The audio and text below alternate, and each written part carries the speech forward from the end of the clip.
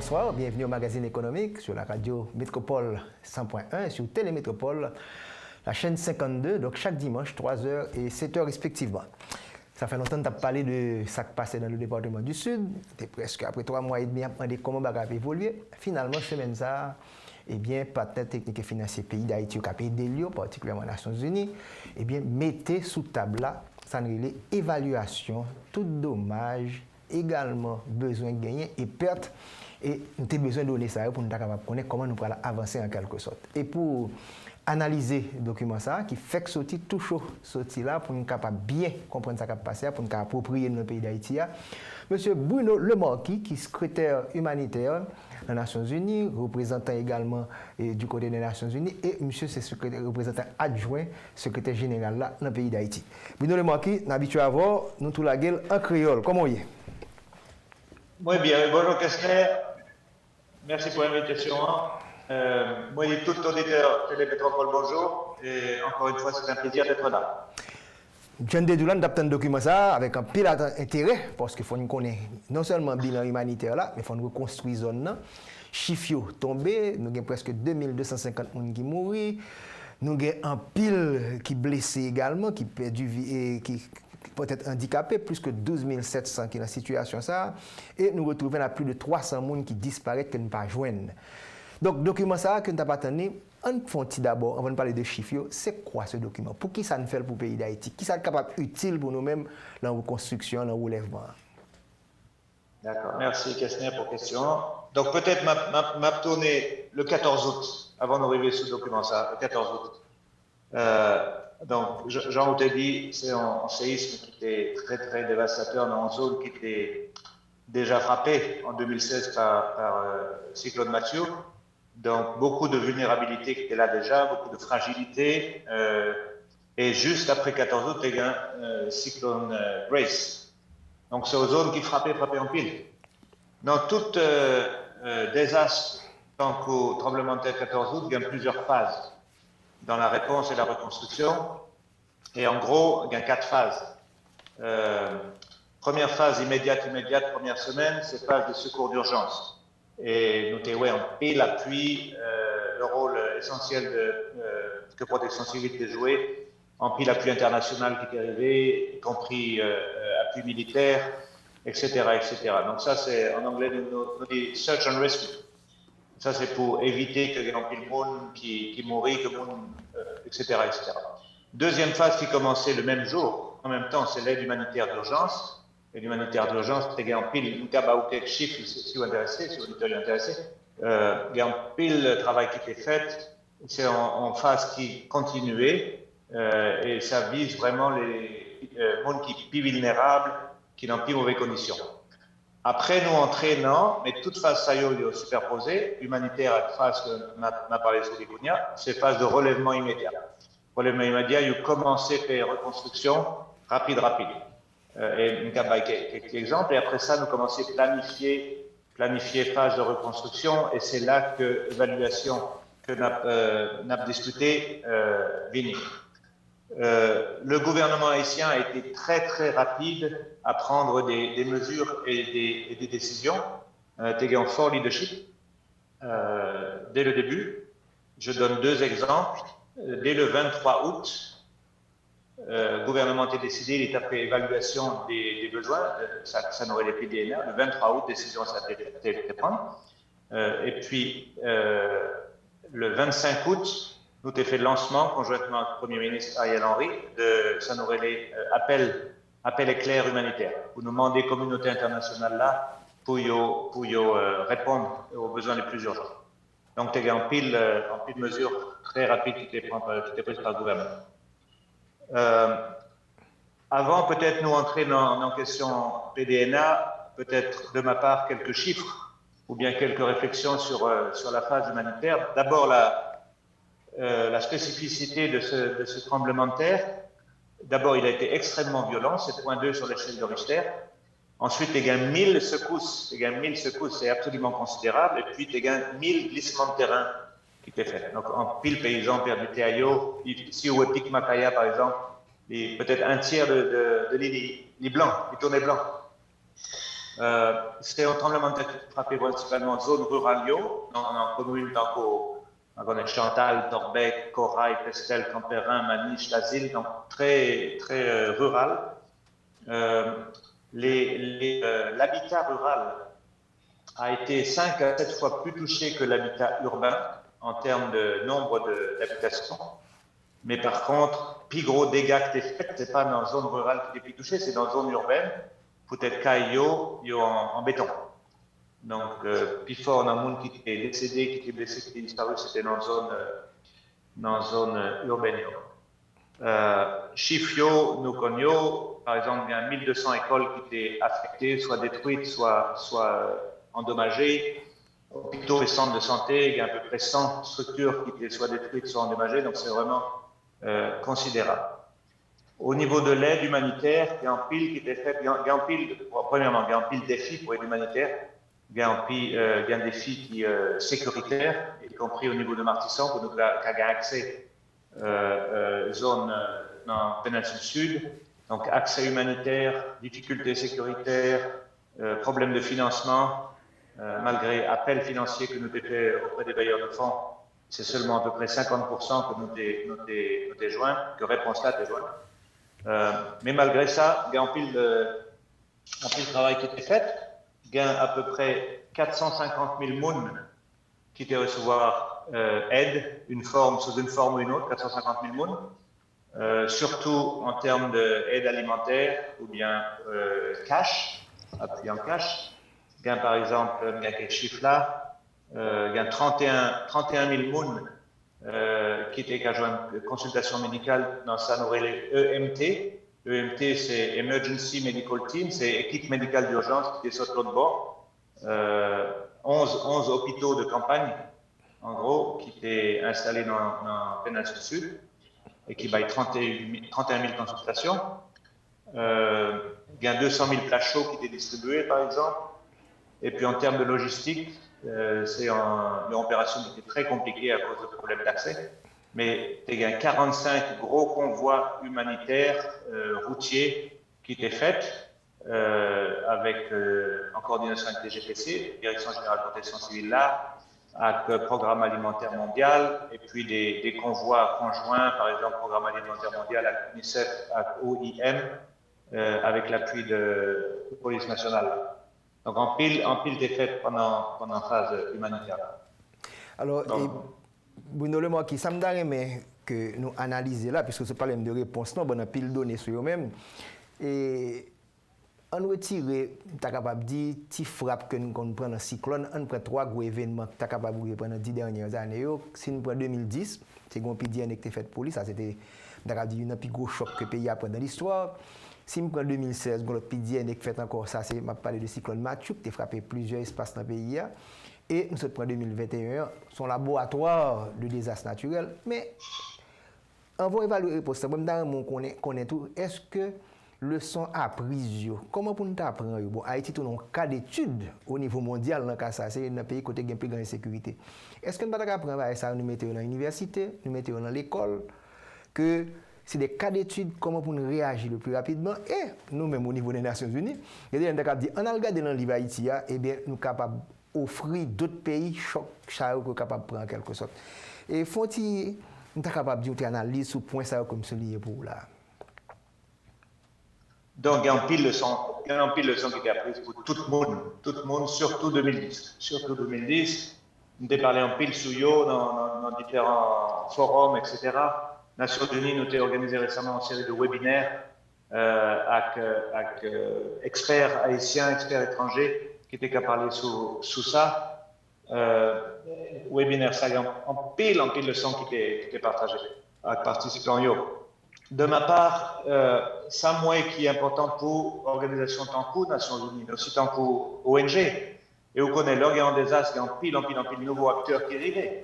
Si les désastres là, le le mardi, mercredi, vous commencez à maïgater, ou après, organisation privée, organisation internationale, ONG, secouristes, etc. Il y a des gens qui connaissent pays, on dit grâce, il y a des gens qui ne connaissent pas pays. Donc, ça qui est passé en 2010, en tout cas, principale leçon pour moi, comme parler en pile à propos de Yo, c'est premièrement, nous avons besoin de respecter, appuyer et respecter le leadership national. Respecter, appuyer le leadership national. Deuxièmement, c'est appuyer et respecter mécanisme, architecture de coordination qui est en place. Architecture de coordination nationale qui était fait en pile progrès.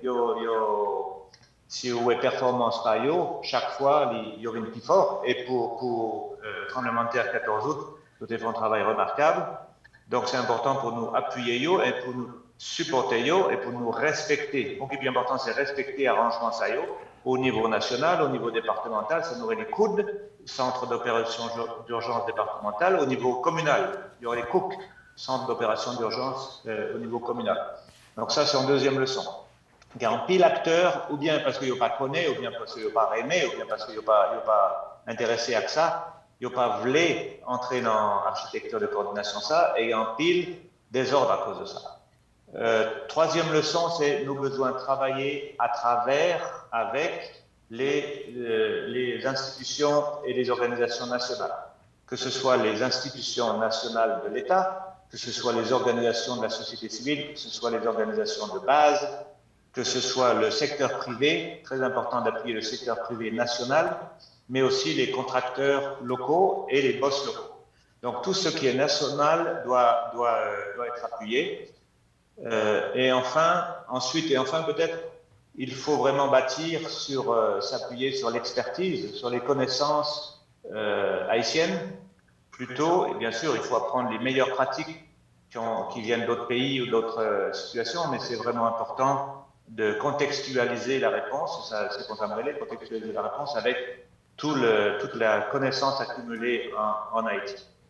Voilà. Après, il y a une leçon qui est plus large, et nous avons parlé de ça, c'est le déficit un peu chronique, c'est la question de la gestion des risques et des désastres en Haïti, qui reste un problème. Et nous voyons chaque fois qu'il y a un aléa climatique, on m'a gagné un remédie, c'est que presque tout le monde, là, il a parlé sur des désastres naturels. Il y a un désastre naturel, il y a une catastrophe naturelle, cyclone Katrina, c'est un cyclone, voilà. Un désastre, pas jamais naturel. Un désastre, c'est pas un bagage naturel. Ça qui est naturel, c'est risque climatique, choc climatique ou bien aléa climatique. Et si un pays a préparé, s'il paraît pour recevoir choc là, choc là pas tourner dans un désastre, choc là pas tourner dans une catastrophe. Mais si on ne paye pas préparé, même cas par exemple, aléa, même si c'est un petit aléa, il peut tourner dans un désastre.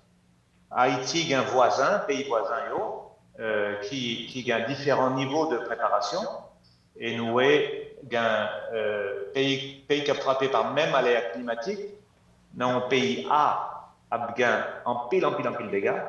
Dans le pays B, pour même aléa climatique, il y a un dégât moyen. Et dans le pays C, un pays qui est très très bien préparé, presque pas de dégâts. Donc c'est ça, nous relève la gestion des risques et des désastres. Donc c'est mauvaise gestion de risque là qui bonne désastre là. Donc c'est ça on va prendre nous là que une raison peut-être ça me pose une question qui ça apprendre de chaque gros choc ça et qui ça pour nous mettre en place pour nous capables vraiment éviter que des désastres, tu capable peut-être éviter tout le monde ça mourir et même la prévention, tu capable perdre moins sky et moins problème ça. Nous allons proposer dans quelques instants avec Bruno Lemarquis qui a partagé avec nous le dernier document mis en place pour que nous soyons capables vraiment faire relèvement dans le sud, une zone que parfois localement nous dit tellement de problèmes dans le pays, nous avons commencé à oublier 14 août 2021, ça qui est passé dans la péninsule sud du pays. Nous allons proposer dans quelques instants.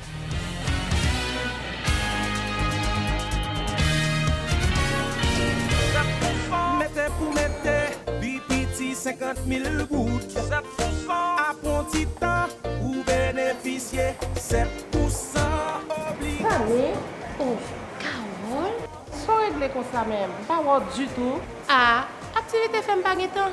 Au contraire, son petit temps prend là pour venir renouveler obligation BRH moyen. On entend parler de obligation BRH. Qui ça lié même? Obligation BRH, c'est un produit banque centrale mettez sous marché pour faire l'argent fait petit. Débouquer pour pipiti 50 000 gouttes ou qu'à mettre dans l'obligation BRH cap rapporte 7% intérêt chaque année. 7% intérêt chaque année? Ça bon net oui. Et puis son petit dollar m'ta pas lâcher pour me serrer oui Fanny. Ah, ka jouer nos ma chère?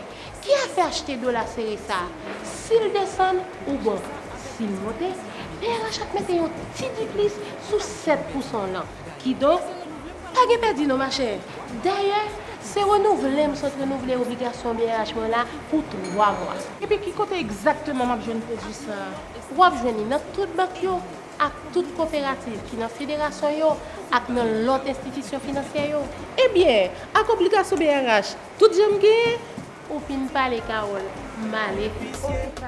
Kounia, gen plus avantage toujours l'on entrer dans obligation BRH.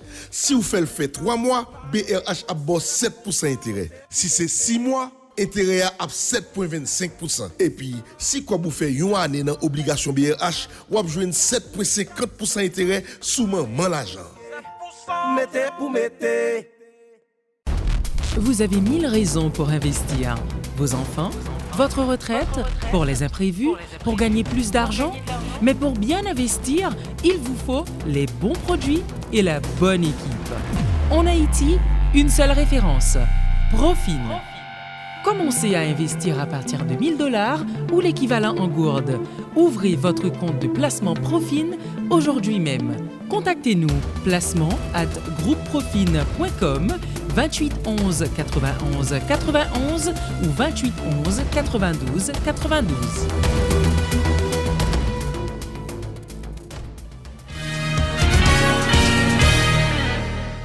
Nous avons dans le magazine économique, la radio Métropole 100.1 le dimanche à 3h et dimanche soir 7h, chaîne 52, Télémétropole. Nous avons Bruno Lemarquis qui est coordonnateur résident, coordonnateur humanitaire et monsieur représentant adjoint du secrétaire général dans le pays d'Haïti et qui se vive crise ça et qui se partage avec quelques informations sur zone là, même pour entrer beaucoup plus en profondeur. Nous sommes parler de bilan, et combien de gens qui mourent, combien de gens qui blessés, qui écrasés, donc nous allons entrer en plus en profondeur. Bruno, encore une fois, nous remercions pour répondre à l'invitation. Mais il y a quelques éléments qui sont importants, puisque l'évaluation, nous gardons et dommages, nous gardons pertes et également besoins. Pour les gens qui ne sont pas trop initiés, quelle différence nous sommes capables de faire entre dommages qui subissent, pertes qui subissent, et ensuite nous finaliser avec besoin pour nous faire relèvement. Dommage à perte, là, comment nous mettons dans le document les PDNA, c'est sigle anglais qui PDNA. Ok. Donc peut-être pour l'auditorium, on va expliquer ça, nous avons PDNA qui a déjà sorti, qui ça y est, qui approche, suivre, etc. PDNA, c'est une méthodologie au niveau mondial, au niveau global, qui est appuyée par Sanourelé en partenariat tripartite, qui est constitué de Nations Unies, et dans les Nations Unies, c'est PNUD qui est leader technique pour le processus AIO, ensuite il y a l'Union européenne, et ensuite il y a la Banque mondiale, et dans chaque région du monde, l'Orient Pédiné, généralement, il y a une Banque régionale de développement, tant que pour région pas nous, c'est BID, en Afrique, c'est Banque africaine, en Asie, c'est Banque asiatique, qui implique tout. Donc, généralement, il y a en gros des astres, autorités nationales, avec partenaires internationaux, qui ont discuté si besoin en évaluation des besoins post-catastrophe. En Haïti, le gouvernement très rapidement, le 16 août, tremblement de terre passé 14 août, le 16 août, nous devons recevoir en lettre le gouvernement pour les partenaires internationaux qui t'a demandé, nous, appui pour faire évaluation de ça. Donc ça, c'est une bonne leçon, ne pas perdre du temps. PDN était fait déjà en 2010-2016, nous avons parlé de ça, il y a en pile leçon de l'époque SAIO, et nous avons intégré le son SAIO pour nous avoir un meilleur processus. En PDN, il y a plusieurs phases. La première phase, c'est d'avoir une idée du contexte avant le désastre. Comme ça, nous avons un baseline, nous avons un indicateur, nous avons un baseline, nous avons un chiffre. Ensuite, il y a une évaluation de dommages. Alors, dommages, c'est surtout les dommages en termes d'infrastructure. Les pertes, ce sont surtout ce qui est dû, par exemple, à la destruction des infrastructures ou bien les pertes économiques, etc. Et les besoins, c'est des besoins en reconstruction. Donc, c'est les pertes plus les dommages. Voilà, donc c'est les besoins financiers en reconstruction. Donc il y a cette évaluation qui est faite. C'est aussi, en troisième étape, c'est l'évaluation macroéconomique, de l'impact macroéconomique du désastre sur le pays. Nous connaissons des désastres, nous avons en pile influence sur l'économie paysanne, tant que déjà ça, c'est à peu près 15% du PIB qui disparaît en quelques minutes. 2010, c'était beaucoup plus considérable. Ensuite, quatrième phase, c'est ça, nous allons en évaluation de l'impact humain. Donc, ce n'est pas un impact physique tant qu'on pont ou bien en l'hôpital écrasé, c'est impact humain. Ça nous mettait dans l'impact humain, c'est question de gouvernance, c'est question de genre, c'est question d'environnement, c'est question de gestion des risques et des désastres, de protection sociale, et cinquièmement, c'est dans le cadre du PDNE de donner les grands axes d'une stratégie de relèvement, les principes directeurs, les axes stratégiques. Donc, en termes d'organisation, processus ça, gouvernement TVL très vite, un processus léger et très rapide. Le processus ça, à la fin, il prend 6 semaines, ce qui est remarquable. Le travail a été organisé en groupe, en 4 gros secteurs, secteur infrastructure, secteurs sociaux, secteurs productifs et secteurs transversaux. Il y a un ministère qui était mobilisé. Donc, par exemple, secteur productif, il y a un ministère de l'agriculture, il y a industrie et commerce, il y a un ministère tourisme, il y a banque centrale, agence internationale, y compris Nations Unies, mais Banque mondiale, BIL, Union européenne, bailleurs de fonds bilatéraux. Secteurs sociaux, il y a un ministère social, santé, éducation, affaires sociales, travaux publics, DGPC, etc. Infrastructure, il y a un TPPC, il y a un ANARC pour question énergie, il y a un ENEPA pour question de l'eau. Et puis secteurs transversaux, il y a un MPCE, planification, affaires femmes, ministère finances, environnement, tout ça. Donc tout ça, groupe SAIO, il a travaillé pendant plusieurs semaines d'arrache-pied, il y a en pile d'évaluations qui étaient faites par l'institution nationale souterrain pour collecter toutes les données et puis ils ont agrégé toutes les données SAIO. Il y a un secrétariat technique chapeauté par le ministère Plan qui était appuyé par partenaires internationaux et nationaux. Et puis petit à petit, octobre, données consolidées, ils ont commencé à sortir. Et puis, le document est finalisé. Donc, si nous continuons sur chiffre, donc, son travail de fourmi qui fait dans le souterrain, nous collecter des données, ce n'est pas de nous été de loin, nous pas analysé, alors pour le public, là, écouter nous, parce que nous connaissons statistiques, je ne sais pas bien exact, mais au moins pour évaluer le plus proche possible, puisque ce qui est très important, le secteur rural a été très touché, nous connaissons ces secteurs qui sont plus pauvres, qui gagnent dans le pays, ou parler de cailles crasées, ou parler de champs terre ouvert. Mais sur le terrain, moi, ça, c'est dit que c'est choquant, même par rapport à tremblement de terre qui fait Port-au-Prince qui est plus fort, mais qui réellement nous pas trouvé qualité de dégâts ça, sur la nature, l'environnement en quelque sorte. Vous estimez que c'est 15% PIB que nous perdons là, et est-ce que chiffre, mon cap de bol est capable de dire, mais c'est à peu près 15% de la population en tout qui vivent dans la zone ça tout. Nous avons parlé avec le gouverneur Banque centrale là sur ça déjà. Et on va rentrer dans le chiffre. Donc, pour y a chiffre de 1 620 71 414 dollars américains, ça, est-ce que les gens capable de dire, je pense le plus, et les gens capable de dire, tu as supposé moins? Comment pour nous bam certaine confiance dans le montant ça de dommages et de pertes? Alors, bon, pour te précision, alors pas précision, bon, corroborer dans ce que je dis tout à l'heure, parce que les gens captent de nous là, pas spécialistes. Donc, dommages, c'est actifs qui crasent, que nous perdus, c'est les ponts, routes, tout ça perdu. Et perte, c'est au niveau de revenus, des bagages nous sommes capables de faire l'argent avec une perdu en quelque sorte. Donc pour les non-initiés, nous devons que vous bien comprendre pour ne pas perdu entre dommages et pertes. Mais là, nous totalisons tout, nous à peu près à 1,6 milliard de dollars américains, inférieur bien sûr à ce qui est passé en 2010 là. Parce que le frappé dans le cœur de l'économie haïtienne, nous rappelons en 2010. Donc nous voulons que nous rassurions parce que les gens qui disent à côté de prendre chiffre ça, pour qui ça prend 1,6 milliard là, en 3 mois, il y a un chiffre ça. Donc voilà un petit peu pour nous mettre en bain pour le public qui suit nous, pour qu'il comprenne les données que nous allons avancer là. Voilà. Donc c'est vraiment, tant qu'on dit, on travaille de fourmi, il y a un pile d'évaluation qui est faite, il y a un pile de travail de terrain, il y a un pile d'agrégation de données. On va pas dire, il est très important parce que c'est pas Port-au-Prince, c'est le sud, c'est 3 départements du sud. Donc il y a un pile de travail qui était fait aussi, et il y a un atelier qui était organisé par le ministère du Plan, avec autorité départementale, avec Mounzonio, donc autorité départementale, toute organisation qui est en dense, qui est en NIP et qui est en département sud. Parce que c'est un bagage qui a besoin appropriation, consultation, inclusion. Donc, sous Chifio, en termes de besoins, les besoins de reconstruction, c'est à peu près 2 milliards de dollars. Et ils se répartissent de la manière suivante. On va diviser en 4, même secteur que j'ai mentionné avant, social, productif, infrastructure, transversaux.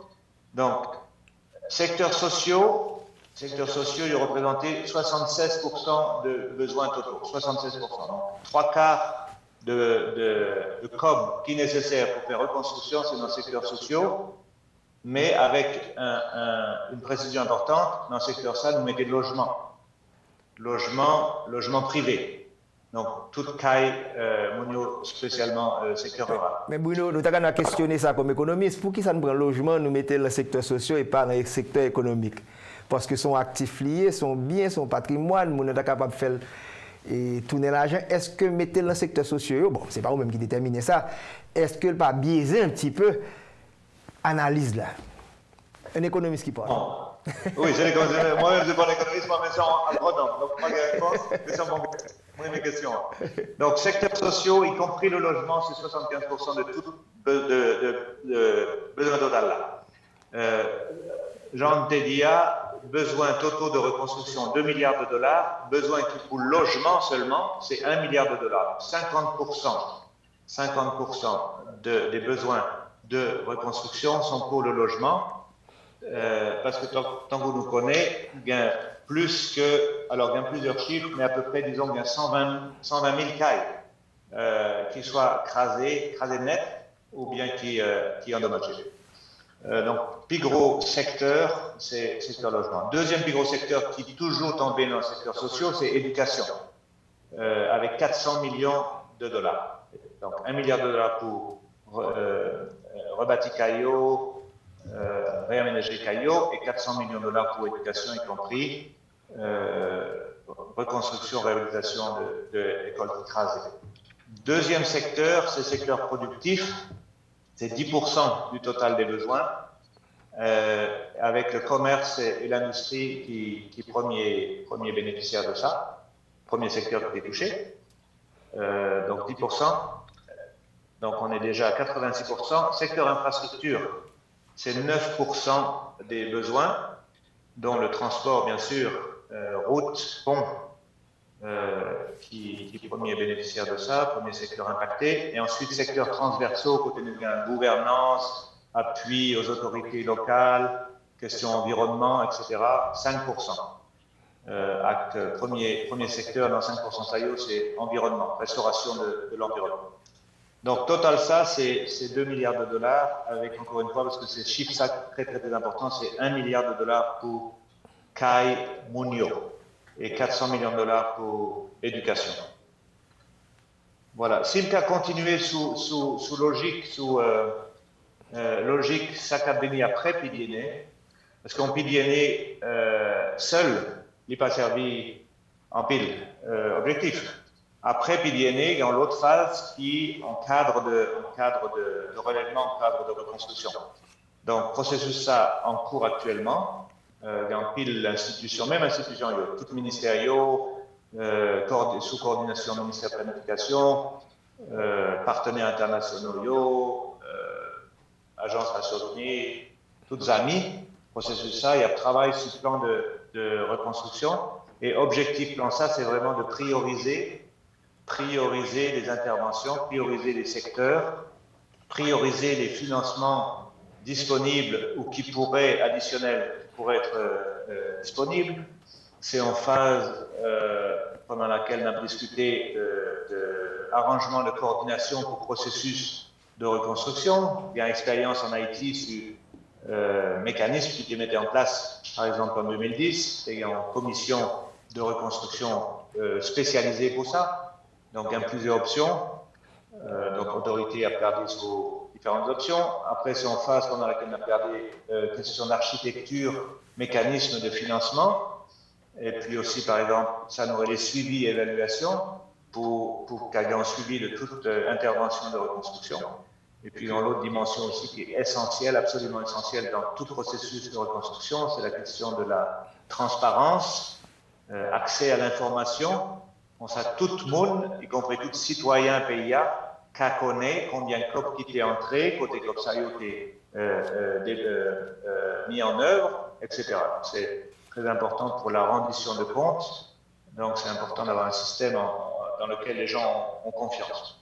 Donc ça c'est phase qui a béni après PDNA, et après ça, Abgain en phase, donc on travaille avec le gouvernement sur ça, pour faire appel à bailleurs de fonds internationaux, et puis l'autre partenaire Haïti, par exemple, Diaspora, Fondation philanthropique, secteur privé, il y a un pile acteurs qui était qu'à appuyer le processus de reconstruction ça.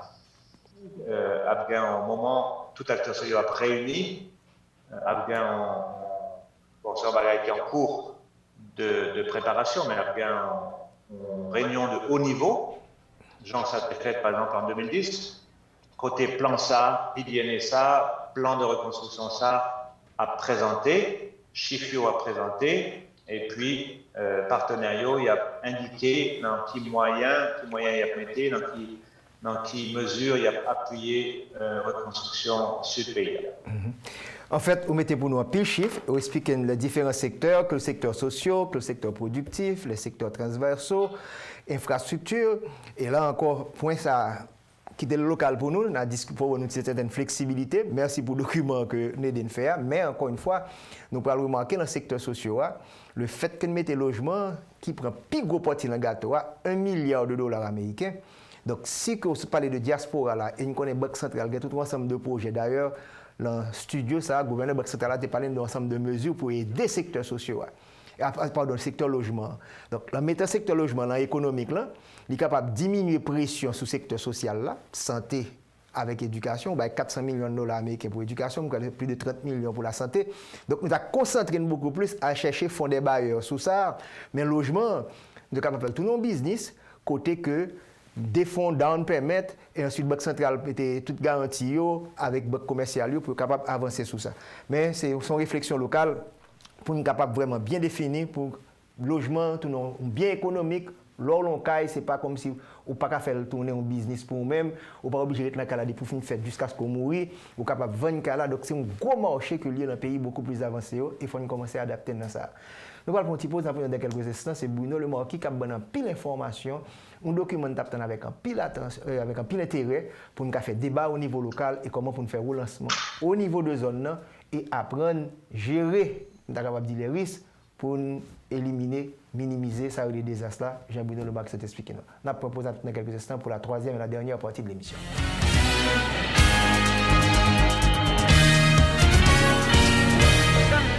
Mettez pour mettre, BPT 50 000 gouttes. 7%. À bon petit temps, vous bénéficiez 7% obligé. Allez, Carole, sans régler comme ça même, pas du tout. Ah, activité fait pas de temps. Au contraire, son petit temps prend là pour venir renouveler l'obligation BRH.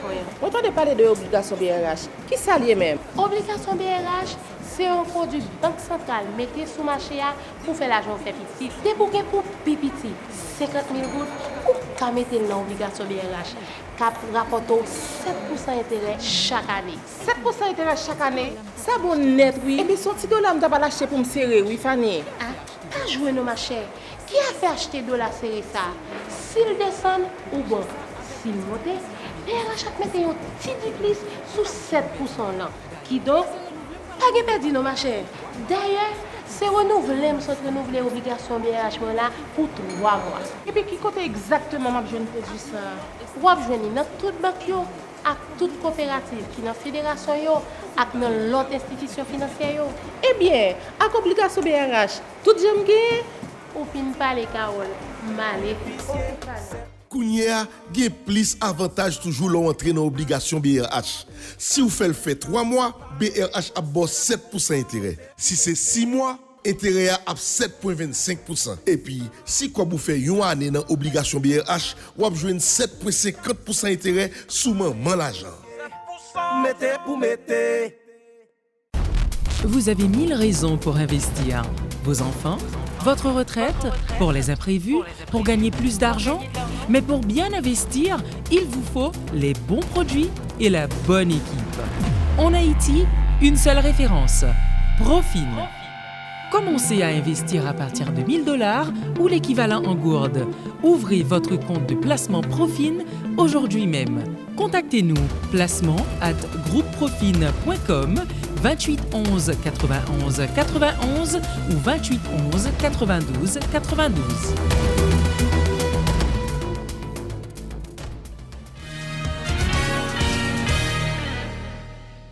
N'a pas dans ce magazine économique sur Radio Métropole chaque dimanche 3h, sur Télémétropole, le rendez-vous économique le dimanche soir à 7h. Nous avons comme invité de Marc Bruno Lemarquis, qui lui-même représentant plusieurs espaces des Nations Unies pour le pays d'Haïti et ce représentant adjoint tout pour ce secrétaire général là. Donc, vous avez fait là après 3 mois et demi, livrer une marchandise là, donc qui est extrêmement important. Donc, on y a nous haïtiens, ça nous va faire un document ça. Donc, nous prenons quelques chiffres en quelque sorte. Maintenant, Bruno, pour nous être capable de bien comprendre, nous parlons de l'évaluation des dommages, des pertes et des besoins. Nous t'ai dit que dommages avec perte là estimé à 1,6 milliard, ou c'est un chiffre là, besoin c'est 1,9 milliard. Donc, est-ce que ça veut dire que besoin de relèvement, là, j'en ai besoin pour nous remettre les zones en place, ça veut dire que nous allons mettre le gelé avant ou bien la plus bon? Comment besoin de relèvement? Qui espoir pour nous après tout problème que nous vivons là? Et chiffre là tombé, nous avons besoin de 1,9, près de 2 milliards de dollars américains pour nous être capable de résoudre le problème dans la zone. Et je me rappelle que le budget, nous rappelons nos ressources domestiques, un budget rectificatif a seulement 96 milliards de gouttes, ça veut dire que nous n'avons pas 1 milliard de dollars américains de ressources que nous collectons. Donc, nous n'avons pas même assez l'argent pour nous être capable de résoudre le problème dans le sud, là, voire pour nous résoudre le problème de l'ensemble du pays. Chiffre ça, ou même cap jouer avec eux, comment la population est capable de garder les données ça? Ok. Donc, premier bagage que je dire, c'est que après chaque désastre, l'heure où on reconstruit, l'heure est en phase de reconstruction, ou pas doit reconstruire même vulnérabilité, dans une zone qui a une vulnérabilité, mais dans le Grand Sud, il y a plus de vulnérabilité, ou pas doit reconstruire le même genre l'été avant désastre. Parce que c'est en partie à cause de vulnérabilité ça que choc climatique, aléa climatique, tourne en désastre. Donc, en anglais, nous dit build back better, reconstruire mieux, reconstruire différemment. Ma bon petit exemple, la question de la gestion des désastres, qui critique en Haïti, c'est dans une large mesure une question d'aménagement du territoire, qui côté Mounio qu'a bâti, qu'a construit, est-ce qu'il y a respecté le code de construction, est-ce que l'infrastructure, ça nous aurait des infrastructures résilientes, est-ce qu'il y a solide, il y a une pratique agricole, il y a une gestion d'environnement, protection de l'environnement, une série de bagages, une série de mesures qui fait que PIA, zone mieux protégée. Donc, reconstruction, c'est reconstruire mieux, reconstruire de manière plus résiliente, reconstruire de manière plus efficace, etc. Donc, tout plan qu'a fait Kounia dans les cadres de relèvement, cadres de reconstruction, l'y intégrer dimension. Après, au niveau des chiffres, il y a un pile défi au niveau des chiffres en Haïti. Jean au sorti là, budget rectificatif, il y a seulement 96 milliards de gourdes qui étaient financés. Appelle ça, document PDNA, c'est 2 milliards de dollars, donc c'est énorme par rapport au budget de l'État. Mais il y a l'autre besoin de tout, et m'a profité de ça pour dire qu'il y a un besoin humanitaire toujours, qui a besoin d'être couvert, qui au-delà des 2 milliards de dollars. Il y a un besoin humanitaire pour le monde dans le sud, monde qui est plus vulnérable, qui a toujours souffert. Mais il y a un budget humanitaire, besoin humanitaire en pile zone dans le PIA. Et pour 2022, ça c'est un autre chiffre très important, pour 2022, budget humanitaire, situation humanitaire dans le PIA, la plus mal toujours que 2021. Appel humanitaire. À combien de personnes qu'on estimé, parce que le dernier chiffre c'était 4,5 millions, après séisme 2021, à combien estimé du côté des Nations Unies? Alors, plus ou moins, en nombre de personnes, plus ou moins, c'est la même chose. 4,5 anti-augmentation. Mais en termes financiers, il a augmenté pour 3 raisons. Premièrement, c'est situation d'insécurité alimentaire dans le pays a continué dégradée. Ça nous relève IPC 4 et IPC 3. Donc, c'est l'échelle de mesure de l'insécurité alimentaire qui continue d'augmenter, en particulier à cause du séisme. Deuxième raison qui fait chiffre et a augmenté, c'est que il y a un besoin humanitaire, en plus de besoin de reconstruction qui n'a plus il y a un besoin humanitaire toujours pour zones affectées par tremblement de terre. Et troisième facteur d'augmentation, c'est les violences urbaines. Violences urbaines surtout dans la zone métropolitaine de Port-au-Prince. Côté Gamoun qui déplacé toujours il y a 19 000 mounes qui déplacés du fait des violences de 2020-2021. Et en 2022, nous ne connaissons pas ce qui a passé, mais nous avons besoin de faire provision pour ça. Donc, le besoin humanitaire a continué à augmenter. Donc, il y a un problème de chiffres. Il y a un problème de chiffres. En conférence, normalement, c'est en conférence du gouvernement, mais si il y a en conférence bailleur de fonds, que les Nations Unies a appuyé le gouvernement Metisouké, on demande un appel aux bailleurs de fonds pour des ressources additionnelles au-delà du budget national pour Yoka appuyer la reconstruction. C'est quelle date cette réunion? Donc, la date indicative pour le moment c'est 20 janvier, la fête 20 janvier. Mais est-ce que ça va poser un problème pour nous là? Parce que nous avons un budget pour nous mettre en décembre au niveau local et si nous ne pouvons pas gagner pour messe internationale pour compléter comme local là, parce que c'est arithmétique qu'on fait là. Si nous disons qu'il y a 16 milliards de gouttes, bon, même si nous mettons là 120 milliards de gouttes, à dollars pour apprécier, donc nous autour de 1 milliard de dollars américains de recettes locales. Donc, si besoin, au sein de ce chiffre là, c'est près de 2 milliards de dollars américains. Donc, combien est capable d'attendre l'international là? Bon, c'est pas pour engagement, mais à partir de chiffres qu'on a là, donc il faut gagner vraiment un gros support international pour nous compléter, pour nous atteindre l'objectif que nous avons dans le PDNA. Alors, 2 points. C'est très important que l'État, les institutions de l'État, assurent cohérence entre différents processus sociaux au niveau de planification. Plan de relèvement sud, il doit être connecté à l'autre planification nationale, tant qu'au PSDH, tant que l'autre plan qu'il a déjà, ce n'est pas un plan à part. Donc, ça, c'est pour le ministère du Plan, pour lui assurer qu'il y a une synchronisation des plans. Et deuxièmement, c'est synchronisation entre la planification et la budgétisation. Donc, c'est très important que, au niveau de la préparation du budget, cette phase de reconstruction soit prise en compte.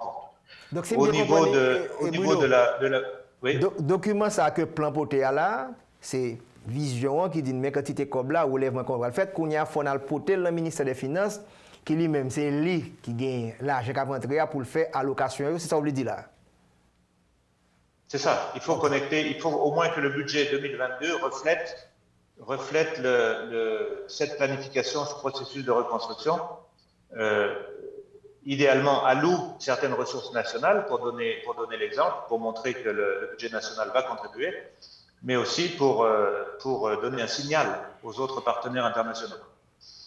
En termes de la conférence des bailleurs ou de l'appel à la solidarité internationale pour Haïti par rapport aux victimes du tremblement de terre, bon, il y a un pile plaidoyer qui fait, il y a un pile plaidoyer 4 fêtes dans la semaine Gabini.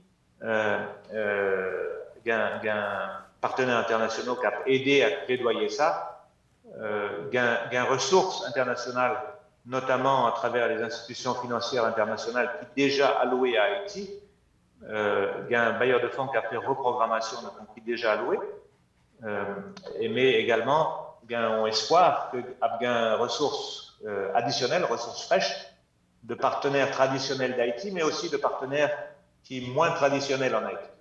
Donc, on a fait appel à la solidarité internationale au niveau des pays amis, des États membres de l'Organisation des Nations Unies et puis d'autres, tant qu'on l'a dit précédemment, diaspora, secteur privé, fondations philanthropiques, pour nous joindre le plus possible de ressources pour reconstruction Sahara. Donc, est-ce que 20 janvier, c'est peut-être annonce officielle?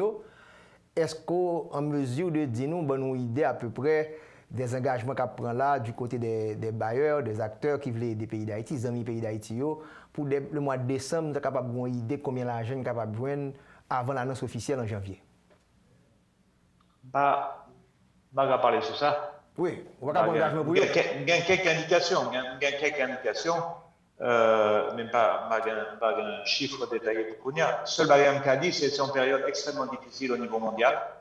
Il y a plusieurs facteurs qui compliquaient plaidoyer ça. Premièrement, c'est, tant que nous tous connaissons, c'est pandémie Covid qui a continué. Donc, il y a une pile pression sur tout pays dans le monde et bailleurs de fonds pour répondre à la crise ça. Ensuite, il y a une série de gros crises dans le monde qui prend pile attention de États membres et bailleurs de fonds en particulier. Il y a l'Afghanistan, il y a tout le problème dans le Moyen-Orient, la Corne de l'Afrique, l'Éthiopie, la Somalie, etc. Donc, il y a une pression vraiment sur les ressources. Et puis, en Haïti, c'est pas un secret, il y a parfois une certaine fatigue. Donc, ça prend pile effort pour remobiliser, au-delà de ce qui est déjà disponible, remobiliser sur la question du tremblement de terre. L'autre facteur qui est compliqué, ça, c'est qu'il y a plusieurs crises en même temps en Haïti. Alors, bon, Bruno, Haïti pas aidé tête les tout. À savoir, je dis là, nous pas supposé parler de crise politique Washington, parce que les regarder Washington, regarder de manière bilatérale. Je regarde BID, je regarde Banque mondiale, je regarde Fonds monétaire. Donc, si nous mettons fin à la crise politique à travers un accord que tout le monde a joué, nous sommes capables de tourner, concentrer sur le séisme. Je dis à même tendance que ces crises politiques-là qui mettaient l'autre crise que nous vivons dans le sud-là, parce que ce sont crises humanitaires que liées, parce que le sud, nous connaissons, subit problème. Et 2018, il subit Pays Loc, il subit Matissan.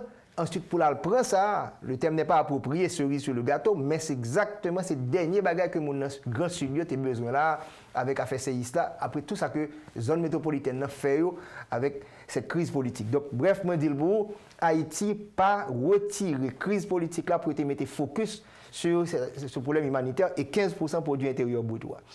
Donc, 20 janvier, c'est quoi exactement? Est-ce que c'est la grande messe? Est-ce que les bailleurs vont venir et annoncer? Donc, vous ne pouvez pas prendre engagement pour eux-mêmes, mais est-ce qu'il y a un peu d'espoir? Bon, quelques chiffres sont capables de gagner. Nous avons 40 millions de dollars américains sur affaires garanties et que nous avons gagné au niveau régional, Caraïbes là.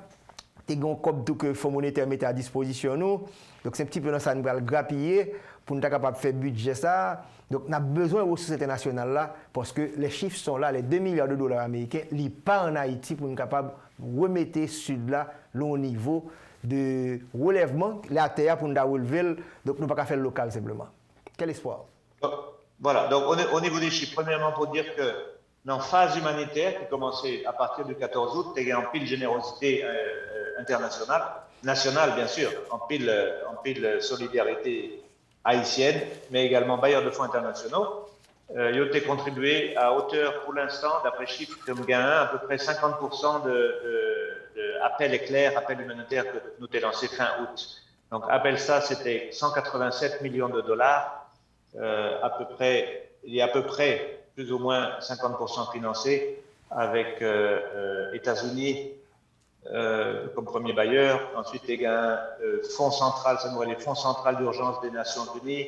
Ensuite, il y a un Japon. Ensuite, il y a un ECHO, qui branche humanitaire de l'Union européenne. Ensuite, il y a l'autre pays, tant qu'au Suède, à l'autre pays. Donc déjà, il y a un pile générosité sous phase humanitaire. Par rapport il y a quelques organisations déjà qui ont chiffres initiaux de contribution par eau pour reconstruction.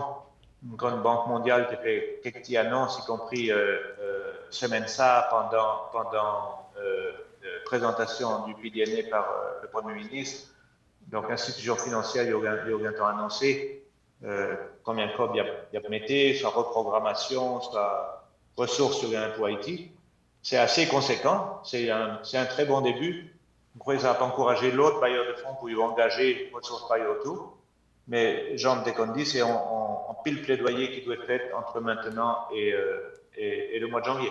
C'est le gouvernement qui a confirmé conférence SAC, qui a confirmé toute la bagaille, tout le détail, date, lieu, etc. Et c'est vraiment important. C'est une distinction importante par rapport à la conférence précédente, spécialement en 2010. Celle-ci, c'est une conférence du gouvernement de la République d'Haïti, appuyée par les Nations Unies. Ça, c'est une distinction importante. par rapport à ça, ça a été dit sous tremblement de terre du 14 août, il très très rapidement il disparaître des radars. Tellement il y a un empilement de l'autre crise en Haïti. Normalement, ce genre de crise, ça reste quand même un peu sur le radar pendant un moment. Mais par exemple, crise carburant, crise des migrants, la continuation de la situation difficile, sécuritaire, etc., il fait que nos besoins font efforts supplémentaires pour continuer à mettre séisme 14 août à la lumière, pour que les gens continuent à y accorder toute la priorité qui est. Donc, nous arrivons à la fin de l'émission. Donc, chiffre est tombé. Nous estimé à 1,6 milliard de dollars américains de dommages et de pertes. Donc, pour les péninsules sud, les 3 départements, la Grand'Anse, le sud et les NIC qui représentent à peu près 15% et PIB, assez choc ça nous représente. On a besoin de 2 milliards de dollars américains pour nous réfléchir. Donc, Bruno, pour nous mettre fin, ça pour nous dire que nous sommes là parce que nous connaissons un danger sous tête par eux. Pour ne pas faire face à un désastre, comment on peut commencer à préparer pour éviter un désastre, mais capable de gérer ça. C'est le dernier mot. Alors, pour moi, c'est vraiment un bagage qui arrive en Haïti. C'est que il y a un pile effort qui est fait, il y a un pile progrès qui est fait dans préparer le pays à la réponse et gérer une bonne réponse. Donc, on prend en exemple la performance de la Direction générale de la protection civile, qui était créée, ça a à peu près 25 ans, ouais. Dès là, ça. Ça, c'est la réponse. Donc, si vous regardez Kounia, il y a un système d'alerte précoce qui est développé. Il y a un abri d'urgence qui est là, des abris provisoires pour le... non, oui. En tout cas, des abris provisoires en cas de désastre. Il y a tout un série de bagages qui est fait pour Haïti mieux équipé en termes de réponse. Et ça, c'est très, très important et c'est très bien et ça doit continuer. Côté que Haïti, pour là, c'est la gestion des risques. Oui, ça nous aurait les gestions des risques et désastres. Il y a une politique nationale, il y a un plan national de gestion des risques et désastres qui a été approuvé l'année dernière. Donc c'est un bon point, c'est un plan qui était prêt depuis plusieurs années, mais qui n'est pas déjà approuvé, qu'on y a approuvé. C'est une politique publique. Donc nous besoin de faire tout effort pour avancer à mise en œuvre pâle.